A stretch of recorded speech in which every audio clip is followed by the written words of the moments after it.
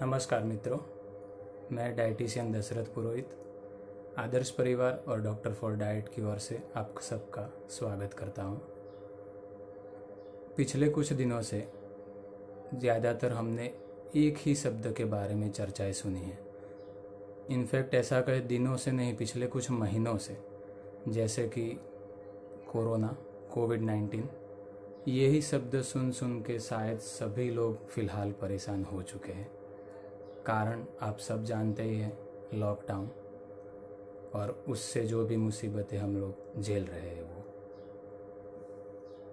इसी बारे में और इसी के रिलेटेड कुछ चीज़ें हैं जो शायद हमें बहुत फ़ायदा पहुंचा भी सकती है भविष्य में, और एक मौके के तौर पे भी हम इसे ले सकते हैं। जैसे कि कई बार हमारा एक ही रटन रहता है कि टाइम ही नहीं है, समय नहीं है हमारे पास। तो शायद सबके पास फ़िलहाल फैमिली के लिए टाइम है, सबके पास फ़िलहाल खुद के लिए टाइम है, सबके पास फ़िलहाल अड़ोस पड़ोस या फिर सभी खुद की मेमोरी शार्प करने के लिए, खुद का नॉलेज इम्प्रूव करने के लिए काफ़ी कुछ नया सीखने का मौका इन दौरान हमें मिल रहा है। आज के इस सेशन में हम चर्चा करने वाले हैं इसी से जुड़े हुए, जैसे कि कोविड-19 में सबसे ज़्यादा हमने किस टॉपिक के रिलेटेड चर्चाएं की है, या फिर आए दिन हम जो न्यूज़पेपर या वॉटएवर कोई भी सोशल मीडिया या कहीं भी हम सुनते हैं, देखते हैं, शायद एक चीज़ सबसे ज़्यादा आपने देखी होगी, वो है इम्यूनिटी, यानी कि रोग प्रतिकारक शक्ति। ऐसा भी बोल सकते हैं डिफेंस सिस्टम हमारे शरीर का।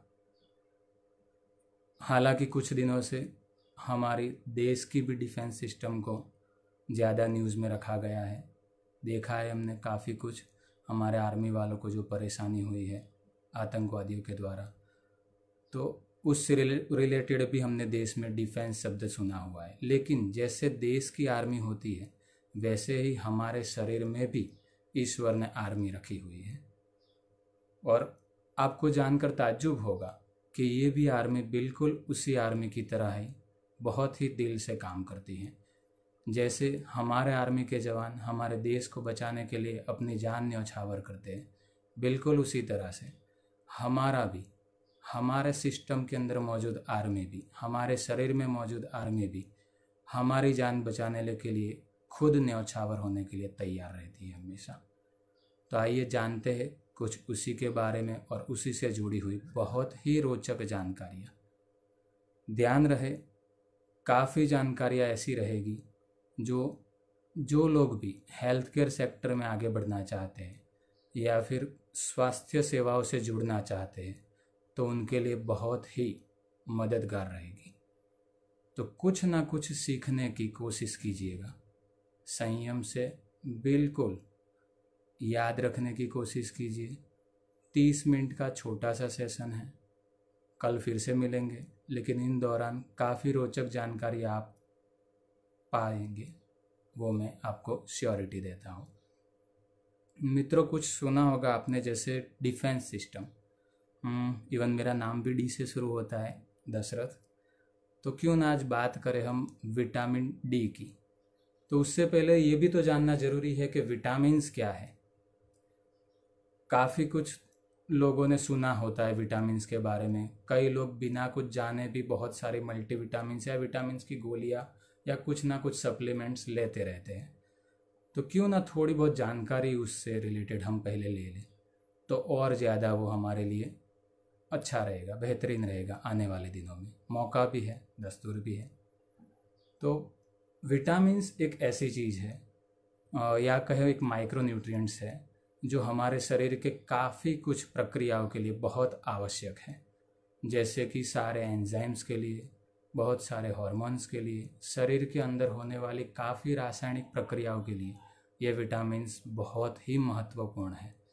हाँ, हालांकि ज़रूरत उसकी बहुत ही कम मात्रा में रहती है, लेकिन ये जानकर ताज्जुब होगा कि इतनी कम मात्रा में ज़रूरियात होने के बावजूद भी हम कई लोग इसकी कमी महसूस करते हैं। इसीलिए तो हमें सप्लीमेंट्स लेने पड़ते हैं। तो कुछ ऐसा हम अपनी लाइफ में इम्प्रूव क्यों ना करें कि जिससे सारे सप्लीमेंट्स, बाहरी सप्लीमेंट्स कम हो और हम अपने भीतर ही ऐसा कुछ कर पाए जिससे चाहे कैसी भी महामारी आए, चाहे कैसा भी रोग आए, चाहे कोई भी वायरस, कोई भी बैक्टीरिया आए, लेकिन हम उससे लड़ने में सक्षम हो। मैं ये नहीं कहना चाहता कि सिर्फ कोरोना या फिर अभी फ़िलहाल की जो सिचुएशन है उससे रिलेटेड आपको इसमें बस पूरे 30 मिनट में आपको इलाज मिल जाएगा, ऐसा नहीं है। कोरोना आज है, कल पक्का नहीं होगा, ये होने वाला है, सब जानते हैं। लेकिन आने वाले जीवन में हमारे या हमारे बच्चों के या हमारे सहभागियों के, तो उन सारी समाज की हेल्थ इम्प्रूव करने के लिए कुछ तो ऐसा हम कर ही सकते हैं जो दिन ब दिन हमारे जीवन को बेहतरीन बनाए। तो शुरू करते हैं इसी के बारे में। विटामिन्स 2 प्रकार के होते हैं, जैसे कि एक मोटे मोटे तौर पे ऐसा कह सकते हैं कि फैट सॉल्युबल और वाटर सॉल्युबल। फैट सॉल्युबल यानी कि चर्बी में जो विटामिन्स द्राव्य होते घुलते हैं वो विटामिन्स यानी कि फैट सॉल्युबल, जिसमें हम शामिल कर सकते हैं vitamin A, vitamin D, vitamin E and vitamin के। और बिल्कुल उसी तरह से पानी में द्राव्य यानी कि वाटर सॉल्युबल विटामिन, तो कौन से है वो? तो वो विटामिन से vitamin B and vitamin C. Vitamin B and vitamin C पानी में द्राव्य है, यानी कि रोज अपने शरीर में पानी में घुल मिल जाते हैं और उसी तरह से यूटिलाइज भी होता है। और ऐसा भी कह सकते हैं कि उसकी ज़रूरियात हमें डेली के बेस पे रहती है, रोज़ाना हमें कुछ ना कुछ उसकी मात्रा लेनी पड़ती है, क्योंकि अतिरिक्त मात्रा अपने आप चाहे किसी भी फॉर्म में, चाहे यूरिन में से निकले या और किसी भी फॉर्म में, वो अपने आप शरीर से बाहर निकल जाएगी। ऐसा कह सकते हैं कि चर्बी में द्राव्य विटामिन यानी कि vitamin A, vitamin D, vitamin E और विटामिन के, ये सारे विटामिन हमारे शरीर में मौजूद रहते हैं। कुछ समय की अवधि के लिए ये सारे विटामिन स्टोर होते हैं हमारे शरीर में। तो स्टोर होने वाले विटामिन यानी कि अगर हमने थोड़ी ज़्यादा मात्रा में हमने ले लिया तो उससे कुछ नुकसान नहीं होगा, लेकिन हमेशा याद रखें, कहावत के अनुसार हमेशा अति सर्वत्र वर्ज्यते, यानी कि ज़्यादा हमेशा जहर का काम करता है। तो जो भी ले नियत मात्रा में ले, और थोड़ी सी ज़्यादा मात्रा हो तो ठीक है। डी फॉर डिफेंस और डी फॉर दशरथ। तो शुरू करते हैं विटामिन डी के बारे में जानकारी। विटामिन डी शायद कई लोगों ने अपनी फाइल या प्रिस्क्रिप्शन आप देखोगे, आप पिछले कुछ किसी भी हेल्थ केयर स्पेशलिस्ट या डॉक्टर या कहीं भी आपने जैसे कोई भी सप्लीमेंट्स लिए होंगे, तो उसमें आपने एक प्रिस्क्रिप्शन ज़रूर पाया होगा। काफ़ी मोटे मोटे तौर पर ऐसा कह सकते हैं कि सभी लोगों को डॉक्टर्स या हेल्थ केयर प्रोफेशनल आमतौर पे विटामिन डी प्रिस्क्राइब करते हैं। रीज़न क्या? उसकी कमी। हमारे शरीर में किसी भी तौर से उस विटामिन की कमी है, इसीलिए ये प्रिस्क्राइब किया जाता है। सोचिए, जो विटामिन, एकलौता विटामिन जो हमारा शरीर खुद उसे बनाने में सक्षम है, फिर भी हमें बाहर से लेना पड़ता है। याद रखिए दोस्तों, सिर्फ और सिर्फ विटामिन डी एक ऐसा विटामिन है जो हमारा शरीर खुद ब खुद बना सकता है, फिर भी हमें बाहर से सप्लीमेंट लेने की ज़रूरत पड़ती है। हाँ, ऐसा कह सकते हैं विटामिन के भी हमारे शरीर में ही बनता है, लेकिन उसके लिए हमारे शरीर में मौजूद हमारे दोस्त यानी कि हमारे फ्रेंडली बैक्टीरिया, उसकी आवश्यकता रहती है। अगर वो हमारे दोस्त हमारा साथ ना दे तो हम नहीं बना पाएंगे वो विटामिन। सो ध्यान रहे कि एक ऐसा विटामिन है जो हमारा शरीर खुद बना सकता है, तो क्यों ना कुछ ऐसा करे कि जिससे काफ़ी सारी चीज़ें उसी विटामिन से जुड़ी हुई जो शरीर में मौजूद है वो हम फुलफ़िल कर पाए। एक ख़ास बात दोस्तों, जो लोग भी अभी फ़िलहाल ये वीडियो देख रहे हैं, खुद की उपस्थिति दर्ज करवाने के लिए लाइक बटन दबा सकते हैं। क्वेश्चंस कई सारे आपके दिमाग में आएंगे तो आप कमेंट में लिख सकते हैं। हो सके तो हम आज ही उसका जवाब देने की कोशिश करेंगे, नहीं तो कल भी यही सीरीज़ हमारी चालू रहेगी, तो कल आपके क्वेश्चंस का आंसर ज़रूर मिल पाएगा। फिर से आते हैं अपने ट्रैक पे। तो विटामिन डी, विटामिन डी का अगर मोटे मोटे तौर पे कहा जाए तो दो भाग हैं, दो प्रकार पड़ते हैं। दो प्रकार यानी कि vitamin D2 and vitamin D3।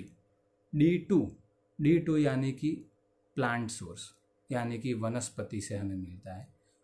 इसी तरह से D3 यानी कि ज़्यादातर हम लोगों ने जो सप्लीमेंट के तौर पे हम लेते हैं वो, या फिर ऐसा कहे कि फाइनल प्रोडक्ट जो हमारे शरीर में विटामिन डी की बनती है वो है विटामिन D3। D2 यानी कि अर्गोकैल्सिफेरॉल और D3 यानी कि कोलेकैल्सिफेरॉल। अर्गोकैल्सिफेरॉल हमें प्लांट बेस्ड मिलता है, यानी कि हमें मशरूम एक अच्छा एग्जांपल उसका दे सकते हैं, तो मशरूम में से वो मिल सकता है हमें। और D3 वो हमारा शरीर खुद ही बनाता है। कितनी आवश्यकता रहती है इसकी? तो आवश्यकता की अगर बात करें तो काफ़ी लोग, सिर्फ हमारे देश में नहीं पूरे विश्व में ऐसा कहा जाता है कि ऑलमोस्ट 15% पीपल, 15% विश्व के लोग इसकी कमी है, विटामिन डी की कमी महसूस करते हैं। तो हम वो कह सकते हैं कि एक ऐसा विटामिन जो एकदम आसान तरीका खुद शरीर बना पाने में सक्षम है, फिर भी उसकी कमी हमें क्यों महसूस हो रही है, जानेंगे उसके बारे में भी। और बात चल रही है कोरोना की, तो ख़ास तौर पे हम जानते हैं कि सबसे बेहतरीन तरीका इसका यही है, इम्यूनिटी, यानी कि हमारे शरीर का डिफेंस सिस्टम। ऐसा कहा जाता है कि इंसान अक्सर हमेशा इसी एक चीज़ को इग्नोर करता आया है। आप खुद याद कीजिए आपके 2 महीने या 3 महीने पहले की लाइफ क्या था? क्या हमने कभी इम्यूनिटी के बारे में बात की? क्या हमने अपनी इम्यूनिटी डेवलप करने की, अपने डिफेंस सिस्टम को मजबूत करने की बात की? हाँ, हमारे देश के डिफेंस सिस्टम के बारे में हम बहुत सारी जानकारियाँ रखते हैं, आए दिन सोशल मीडिया या कैसे भी तौर से हम बहुत सारी जानकारियाँ जुटाते हैं, जैसे कौन सा प्लेन खरीदा जा रहा है, कौन से नेवी के लिए क्या खरीदा जा रहा है। लेकिन हम खुद के शरीर के डिफेंस सिस्टम के लिए क्या कर रहे हैं उसके बारे में भी तो जानना जरूरी है। ठीक है, देर आए दुरुस्त आए। अगर अभी से भी हम ये सारी चीज़ें सीखेंगे तो आने वाले हमारे और हमारे समाज के भविष्य के लिए अच्छा ही रहेगा। तो डिफेंस सिस्टम के लिए ज़्यादातर इन दिनों आपने देखा होगा कि सभी जगह पे बात होती है विटामिन सी की, यानी कि एस्कॉर्बिक एसिड, जो हमें कोई भी खट्टे फलों में से, सब्जियों में से मिलता है। लेकिन एक विटामिन जो रियली हमें बहुत महत्वपूर्ण है हमारे डिफेंस सिस्टम के लिए, विटामिन डी, जिसको अभी भी हम इग्नोर करते हैं। और शायद ऐसा कह सकते हैं ये सीज़न भी ऐसा है कि जब हम ज़्यादा से ज़्यादा विटामिन डी कंज्यूम कर सकते हैं, खुद ही बना सकते हैं, कोई मेडिकल स्टोर में भी जाने की ज़रूरत नहीं है। लेकिन फिर भी कहीं ना कहीं कुछ ना कुछ हमारी बेदरकारी, यहाँ पर लापरवाही जिम्मेदार है। ज़रूरियात कितनी है इसकी? तो विटामिन डी की डेली अगर रिक्वायरमेंट की बात करें तो 400 से 800 इंटरनेशनल यूनिट्स। आपको बता दूं कि 400 IU यानी कि 400 इंटरनेशनल यूनिट यानी विटामिन डी की 10 माइक्रोग्राम, 10 माइक्रोग्राम जितनी मात्रा, यानी अगर माइक्रोग्राम में बात करें तो 10 से 20 माइक्रोग्राम जितनी ही आवश्यकता है। इतनी कम आवश्यकता होने के बावजूद अगर हम इसकी कमी महसूस करते हैं, अगर फिर भी हमारे अंदर इसकी कमी है, तो फिर कहीं ना कहीं हमारी बेदरकारी ही, इस हमारी लापरवाही जिम्मेदार है। तो क्या किया जाए? सबसे पहले तो इसका इम्पोर्टेंस भी जानना बहुत ज़रूरी है, इसकी महत्वता भी हमें समझनी पड़ेगी। क्या महत्वता है इसकी? महत्वता अगर एक ही शब्द में आपको बताओ तो समझ लीजिए विटामिन डी किसी भी हार्मोन से कम नहीं है। अगर हार्मोन की पदवी दी जाए विटामिन डी को तो बिल्कुल गलत नहीं होगा। क्यों? क्योंकि विटामिन डी वो सारे फंक्शंस में आवश्यक है जो हार्मोन के लिए ज़रूरी है। तो सोचिए, जो विटामिन हार्मोन लेवल पे वर्क करता है जिसको रिसीव करने के लिए शरीर के रुधिर के WBC यानी कि श्वेत कण यानी कि शरीर की आर्मी हमेशा तत्पर रहती है। WBC की सतह पे हमेशा विटामिन डी को रिसीव करने के रिसेप्टर मौजूद रहते हैं। तो क्यों ना ऐसा कुछ करा जाए, ऐसा कुछ किया जाए कि जिससे हमें विटामिन डी की आपूर्ति हो सके। अगर रेंज की बात करें, जैसे हम लोग ज़्यादातर इस टाइम लेबोरेटरी या फिर कुछ जो भी रिपोर्ट्स, मेडिकल रिपोर्ट्स है, अपने आप देखने में हमें बहुत मज़ा आता है कि क्या है। रिपोर्ट डॉक्टर या हेल्थ केयर प्रोफेशनल को दिखाए उससे पहले तो हम ही कवर में से निकाल के देखने की, पढ़ने की कोशिश करते हैं कितना आया है रेंज, क्या है इसका, क्या महत्व है, गूगल करते हैं। तो आइए देखते हैं कि क्या रेंज है इसकी। मोटे मोटे तौर पे ऐसा कहा जा सकता है, अगर आपका विटामिन D3 का रिपोर्ट, उसकी अंकन अगर 10 नैनोग्राम पर ml से नीचे है तो आपके अंदर विटामिन डी की बहुत ही कमी है, बहुत कमी है। 10 से ऊपर और 20 के नीचे है तो भी आप विटामिन डी के डेफिशिएंट पर्सन हो। हाँ, 20 से ऊपर हो और 30 से नीचे हो तो कहा जा सकता है कि फिर भी आपने आपका लेवल मेंटेन किया हुआ है। लेकिन क्यों ना ऐसा किया जाए कि हमारा विटामिन D3 30 से 50 के आसपास रहे हमेशा, क्योंकि विटामिन D3 तो स्टोर रहता है शरीर में। अगर डेली बेस पे हमने ना भी लिया तो भी आगे हमारे फ़ायदा ही है उससे, मतलब बॉडी अपने आप उसको यूटिलाइज़ करेगी। जो हमारे शरीर में स्टोर हुआ है उसको यूटिलाइज़ होगा। तो ज़्यादा लेने में या फिर 30 से 50 करने में भी आप ये बात की बिल्कुल फिक्र ना करें कि ज़्यादा हानिकारक होगा। काफ़ी हम लोगों की शायद ये एक आदत रही है कि किसी भी चीज़ की भले ही हमारे अंदर कमी हो फिर भी हम पहले वही देखते हैं कि अगर ज़्यादा ले लिया तो, अरे भाई पहले नियत मात्रा में तो ले लो, उसके बाद ज़्यादा पे आएंगे हम। तो कितना भी आप ले लोगे तो भी आप ज़्यादा नहीं ले पाओगे, ठीक है। हाँ, तो 30 से 50 का हम टारगेट एक रख सकते हैं। तो कैसे आप जान पाओगे? अभी फ़िलहाल तो ऐसा मतलब रिस्क नहीं लेना चाहिए कि लेबोरेटरी से रिपोर्ट करवाओ और जानो कि आपके खून में विटामिन डी की मात्रा कितनी है। और क्यों जानना, कई सिम्टम्स ऐसे हैं जो हमें दिखा सकता है कि विटामिन डी की कमी है या नहीं आपके शरीर में। तो उसकी आपको बहुत ही रोचक जानकारियाँ मिलेगी।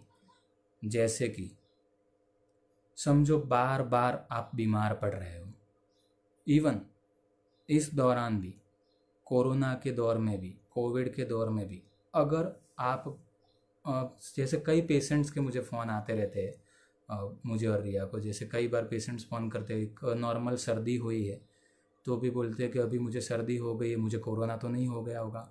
हल्का सा बुखार आता है तो सोचते हैं कोरोना तो नहीं हुआ होगा। तो मतलब कुछ ना कुछ डर हमें रहता है, यानी कि हमें कुछ ना कुछ होता रहता है थोड़े थोड़े टाइम पे। तो क्यों ना ऐसा माहौल बनाया जाए, हमारे शरीर की डिफेंस सिस्टम ही इतनी मजबूत की जाए कि ऐसी नौबत ही ना आए। तो ये डिफेंस सिस्टम मजबूत करने के लिए हमें राफेल की आवश्यकता नहीं है, हमें आवश्यकता है विटामिन डी की, यानी कि हमारे शरीर को विटामिन डी की आवश्यकता है। अगर विटामिन डी आपके शरीर में नॉर्मल मात्रा में है तो समझो आपने आपकी इम्यूनिटी बहुत ही अच्छे स्तर पे ला दी है। तो और सबसे सरल चीज़ है विटामिन डी ग्रास्प करना या फिर शरीर में स्टोर करना, कोई बहुत मुश्किल टास्क नहीं है। आप जानेंगे कितना सरल है ये। तो देखते हैं कैसे क्या होता है उसमें। तो मित्रों, जब भी विटामिन डी की आपके शरीर में कमी होगी तो आपको इन सारी चीज़ों की आप महसूस होगी, ये सारी चीज़ें आपको महसूस होगी। जैसे पहली हम बात करें तो ज़्यादातर कुछ थोड़ी सी हल्की सी सीज़न में कुछ चेंज आया, कुछ बदलाव आया और तुरंत बीमार हो गए, तुरंत सर्दी हो गई, तुरंत ही बुखार जुकाम आ गया। तो कुछ ना कुछ ऐसा, चाहे कोई भी हो, जैसे छोटा बच्चा हो या युवा अवस्था में आप हो या फिर आप वृद्धावस्था में हो, अगर बदलाती हुई सीज़न में आप बार बार बीमार हो रहे हो, अगर आपको बार बार जुकाम, आपको बार बार खांसी, सर्दी, ऐसा कुछ भी हो रहा है, एलर्जी हो रही हो, तो इसका मतलब ये हुआ कि आपके अंदर इम्यूनिटी कम है, आपकी रोग प्रतिकारक शक्ति कम है, आपकी डिफेंस सिस्टम कमज़ोर है। तो क्यों ऐसा होता होगा? क्योंकि पहले ही आपको बताया कि विटामिन डी को हम हार्मोन की पदवी दे रहे हैं। हार्मोन की पदवी हम उसी को देते हैं जो रियली बहुत सारे शरीर के काम में मददगार हो। समझो सारे रसायनों में कुछ ना कुछ रोल विटामिन डी का हमेशा से रहता है। जो लोग अभी जुड़ रहे हैं वो बिल्कुल चिंता ना करें, ये वीडियो हमेशा फेसबुक पे मौजूद रहेगा और थोड़े दिनों बाद आप यूट्यूब में भी इसको देख पाएंगे। तो अभी से भी जो जानकारियाँ मिल रही है वो लेने की कोशिश करें। हाँ, तो आते हैं फिर से विटामिन डी के ऊपर। बार बार बीमार होना, बार बार कुछ ना कुछ होना, ये विटामिन डी की कमी दर्शाता है। समझो शरीर की कोई भी क्रिया, चाहे पाचन क्रिया हो, चाहे रेस्पिरेटरी सिस्टम की कोई भी क्रिया हो, चाहे एक्सक्रीटरी सिस्टम की कोई क्रिया हो या न्यूरो रिलेटेड कोई भी क्रिया हो, उन सब में कहीं ना कहीं कुछ शरीर के रसायन इन्वॉल्व रहते हैं। तो उन रसायनों को एक्टिव होने के लिए विटामिन डी की आवश्यकता रहती है। और एक बहुत ही अच्छी जानकारी आपसे साझा करना चाहूँगा, जैसे कि समझो रेस्पिरेटरी इन्फेक्शन। आपको मालूम होगा कोरोना भी एक तरह से रेस्पिरेटरी इन्फेक्शन है। गला और फेफड़ा, इन दोनों में ही ज़्यादा इसका इन्फेक्शन हम देख पाते हैं।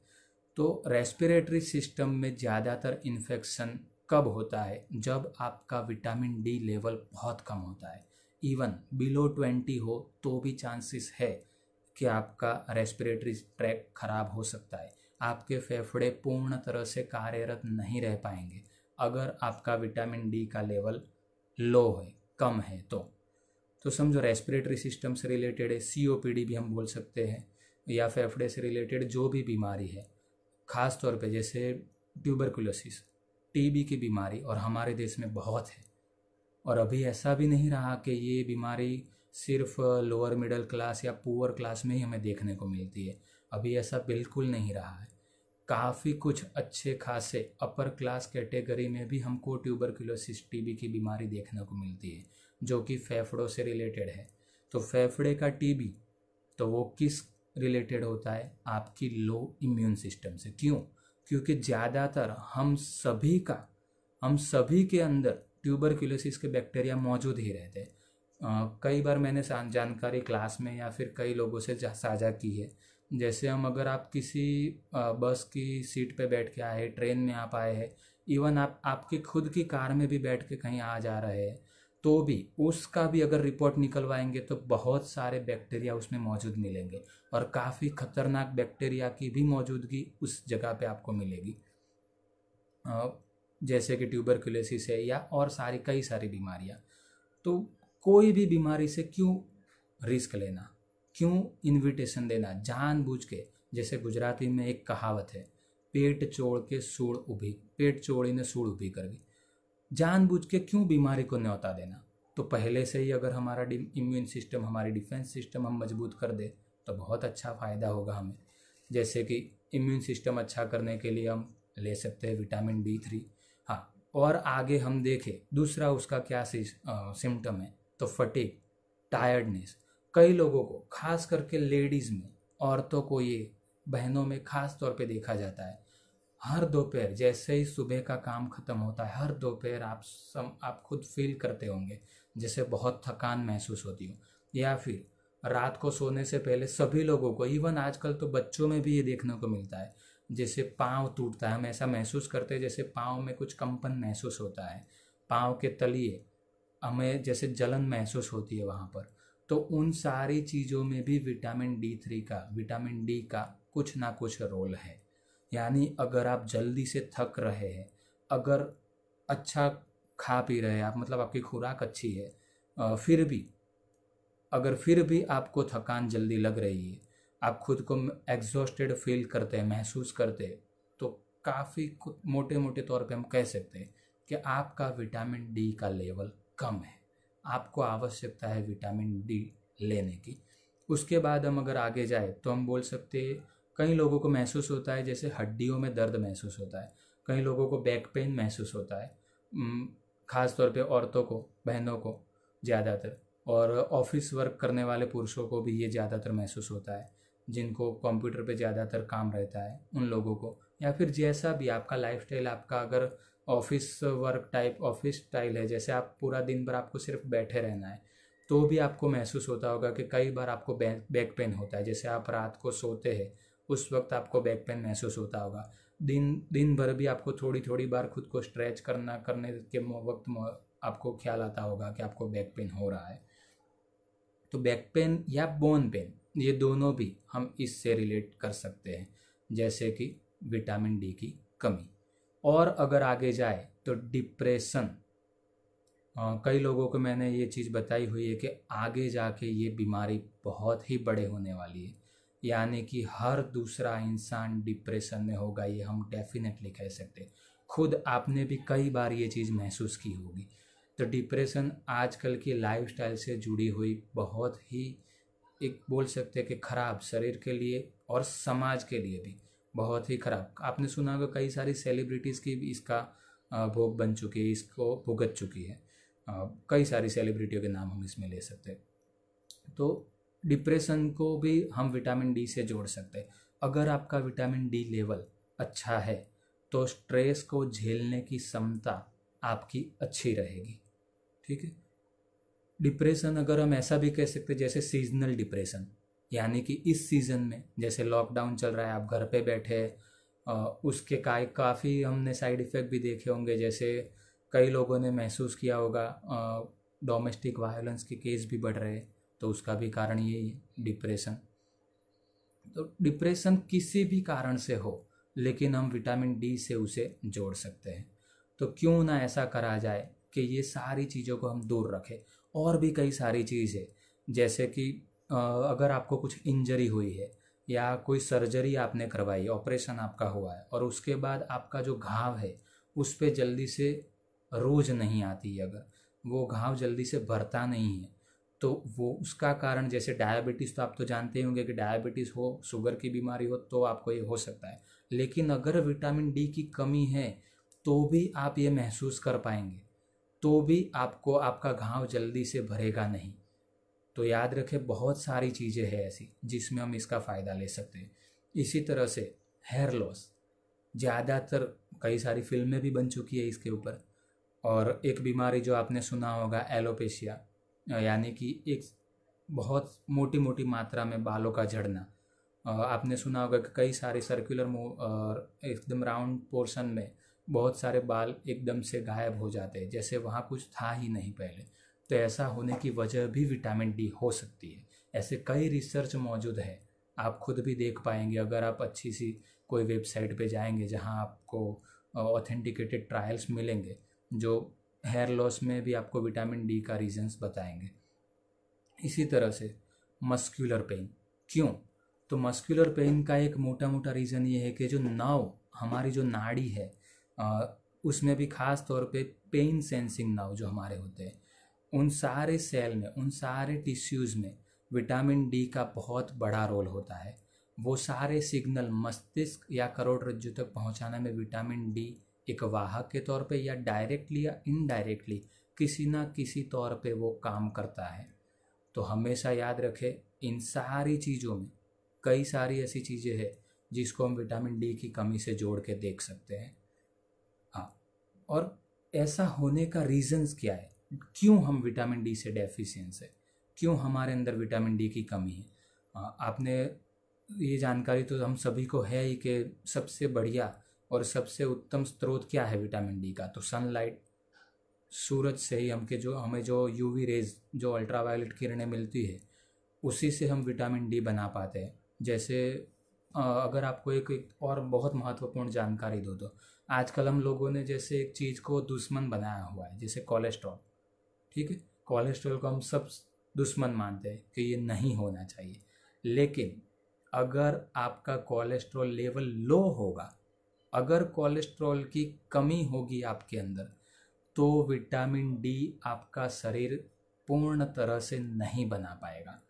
तो समझो कोलेस्ट्रॉल कितना महत्वपूर्ण है, लेकिन कंडीशंस अप्लाई। क्या? उसकी नियत मात्रा में कोलेस्ट्रॉल होना बहुत आवश्यक है। क्योंकि कोलेस्ट्रॉल ही ऐसी चीज़ है जो विटामिन डी को बनने में सबसे ज़्यादा महत्वपूर्ण है। सिर्फ और सिर्फ, या फिर कह सकते हैं मोटे मोटे तौर पे, कोलेस्ट्रॉल ही हमें विटामिन डी बनाने में फ़ायदा पहुंचाता है। लास्ट की आखिरी की 2-3 मिनट है हमारे पास, तो उसमें एक जानकारी आपको देना चाहूँगा। बाकी आपके सवाल और बाकी की बहुत ही रोचक जानकारी आपने, मैं श्योरिटी के साथ कह सकता हूँ कि आपने कभी नहीं सुनी होगी। ऐसी सारी जानकारियाँ आपको कल के वीडियो में मिलेगी। लेकिन क्यों डेफिशिएंसी है हमारे अंदर, ऐसा क्या है कि हमारे अंदर विटामिन डी की कमी है?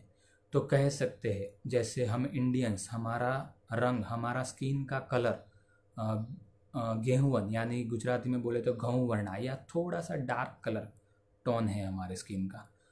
तो उसमें भी ये भी एक रीज़न है कि हमारे अंदर विटामिन डी की मात्रा कम है। लेकिन उसके कुछ फ़ायदे भी है, जैसे स्किन कैंसर इंडिया में कम होने का रीज़न हमारा स्किन का कलर है।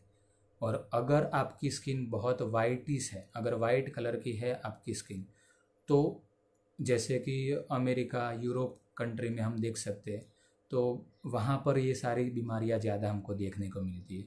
दूसरा रीज़न से उम्र, एल्डरली पेशेंट, जैसे ही वृद्धावस्था में आप प्रवेश करते हैं, या फिर बहनों के बारे में बात करें, स्त्रियों के बारे में बात करें, तो 40 के बाद, मेनोपॉज के बाद ये कमी हमें ज़्यादा महसूस होती है। तो एल्डरली पेशेंट्स में, एल्डरली पीपल में हमें ये विटामिन डी की कमी ज़्यादा महसूस होती है।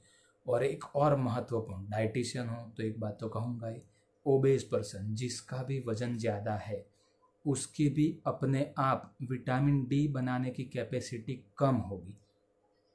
याद रखिए दोस्तों, जितना आपका वज़न ज़्यादा, उतना ही आपका शरीर की विटामिन डी बनाने की कैपेसिटी कम।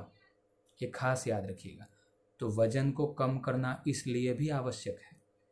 और अगर आगे कहे तो अगर आप वेजिटेरियन, जैसे हम कई सारे लोग भारत में वेजिटेरियन हैं, और उसमें भी, वेजिटेरियन में भी, इवन नॉन वेजिटेरियन में भी, अगर आप मच्छी, फिश नहीं खाते हैं, तो भी आपके अंदर विटामिन डी की कमी होगी। ठीक है। इसी तरह से हम आगे अगर देखें तो हमारा एक कल्चर अभी ऐसा हो गया है, जैसे इंडोर एक्टिविटी, अगर बच्चों को भी हम देखें तो ज़्यादातर मोबाइल या लैपटॉप या कंप्यूटर पे ज़्यादातर गेम खेलते रहते हैं, या कोई भी इवन स्टडी रिलेटेड एक्टिविटी भी उसी में ज़्यादातर रहती है। तो वो भी एक रीज़न है। या फिर ऑफिस वर्क हमारा ज़्यादा, या फिर घर में हम ज़्यादा बैठे रहते हैं, डायरेक्ट सन एक्सपोजर हम बहुत ही कम लेते हैं, तो वो भी एक बहुत बड़ा रीज़न है कि हमारे अंदर विटामिन डी की कमी है। और अगर हम आगे देखें तो ऐसी जैसे कई बार डॉक्टर्स के द्वारा सप्लीमेंट लिखा जाता है आपको विटामिन डी से रिलेटेड, तब हम एकदम सियाने या फिर बोलते हैं कि होशियार बन जाते हैं, और हम सोचते हैं कि बाहर से सप्लीमेंट लेना, इससे तो अच्छा है धूप ले लेंगे। वो सिर्फ सोचते हैं, लेकिन उसका अमल या उसका अप्लाई बहुत ही कम तौर पे होता है। हाँ, अगर आप सच में ऐसा सोच के आप धूप ले रहे हो रोज़ाना, रेगुलर तौर पे, क्योंकि आपके अंदर कमी है, इसीलिए आपके हेल्थ प्रोफेशनल ने आपको विटामिन डी प्रिस्क्राइब किया है, तो आपको ये ध्यान रखना है कि अगर आपको प्रिस्क्राइब किया हुआ तो तुरंत ही आप उसको ले, वो सप्लीमेंट ले, या फिर तुरंत ही रोज़ाना तौर पे, रेगुलर बेस पे विटामिन डी धूप से लेने की कोशिश करें। आज के लिए हम इतना रखते हैं। कल मैं आपको श्योरिटी के साथ कहता हूँ, बहुत ही रोचक जानकारी, जैसे कि कई क्वेश्चन हमें देखने को मिल रहे हैं कमेंट में कि which time is better for sunlight, तो ये सारी जानकारियाँ हम आपको कल प्रोवाइड करेंगे। और इससे भी ज़्यादा महत्वपूर्ण जानकारियाँ कि कौन से तौर पे या फिर शरीर के किस भाग में, कैसे, कौन से टाइम पे, कौन से एरिया में आप रहते हो, जैसे अहमदाबाद में, गुजरात में, कहाँ पर, या भारत में कौन सी जगह पे आप रहते हो, तो आपके यहाँ का जैसे वेदर, वातावरण आपको कब विटामिन डी ज़्यादा प्रोवाइड करेगा, ये सारी इन्फॉर्मेशन भी आपको कल फेसबुक लाइव पे, यूट्यूब में भी आपको देखने को मिलेगी। तो जुड़िएगा कल 4:30 से 5 बजे के बीच। हाँ, आपके दोस्तों को भी ये महत्वपूर्ण जानकारी आप शेयर कर सकते हैं। नमस्कार, धन्यवाद, थैंक यू, प्रणाम।